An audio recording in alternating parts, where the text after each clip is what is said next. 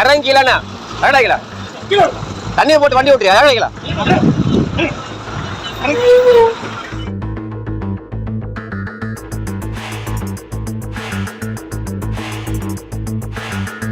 இதுக்கு 15,000 மொத்தம் 25,000 பணம் கட்டணும். அது தெரியும். கொஞ்சம் கம்முன்னுடா.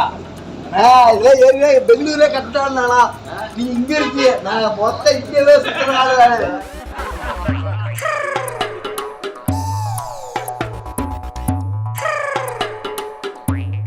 தர்மபுரி மாவட்டம் மொரப்பூர் பகுதியை சேர்ந்தவர் தவமணி. இவர் சேலம் உடையாப்பட்டி அருகே சரக்கு லாரியை அதிவேகமாக ஓட்டி வந்துள்ளார். லாரியை தாறுமாறாக ஓட்டியதுடன் சாலையில் வந்த இருசக்கர வாகனங்கள் மற்றும் கார்களில் பயணித்தவர்களை அச்சுறுத்தும் வகையில் லாரியை ஓட்டி வந்ததாக தெரிகிறது. இதுகுறித்து அப்பகுதியை சேர்ந்த பொதுமக்கள் மற்றும் வாகன ஓட்டிகள் அவரிடம் கேட்டதற்கு தகாத வார்த்தையில் திட்டியதுடன் குடிபோதையில் இருந்ததும் தெரியவந்தது.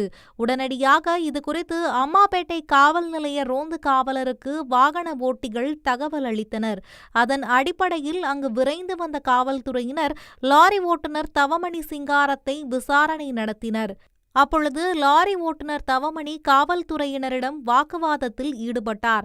இந்த நிலையில் ஓட்டுநர் தவமணிக்கு குடிபோதை கண்டறியும் கருவி கொண்டு ஆய்வு மேற்கொண்டனர். அதில் அவர் மது அருந்தியது தெரியவந்தது. உடனடியாக காவல்துறையினர் அவரை கைது செய்து போலீசார் லாரியையும் பறிமுதல் செய்து காவல் நிலையத்திற்கு எடுத்து சென்றனர். லாரி ஓட்டுநர் தவமணி மீது குடித்துவிட்டு வாகனத்தை ஓட்டியதாக வழக்கு பதிவு செய்யப்பட்டது. குடிபோதையில் இயக்கி வந்த லாரியும் காவல்துறையினர் பறிமுதல் செய்து உரிமையாளரிடம் தகவல் தெரிவிக்கப்பட்டது. பட்டப்பகலில் குடிபோதையில் லாரி ஓட்டுநர் வாகன ஓட்டிகளை அச்சுறுத்தும் வகையில் லாரி இயக்கிய சம்பவம் சேலத்தில் பெரும் பரபரப்பை ஏற்படுத்தியது.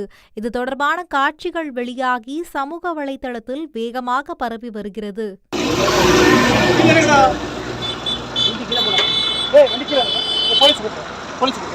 போதைப்பட்டு நீ பாட்டு வண்டி ஓட்டுவியா? வெறும் பின்னாடி எவ்வளவு டன் இருக்கு? முடியுதுனா நீ பாட்டு போவியா? ஓட்டுனா நீ மெதுவா ஓட்டுறா. ஊருக்கு எவனா வந்து என்ன பண்ணிருப்ப? ஊருக்கு எவ்வளவு மாதிரி செத்து என்ன பண்ணிருப்ப? சொல்லப்பா ஸ்டேஷன் போவியா? அடி வாங்கி தான் சாகணும்.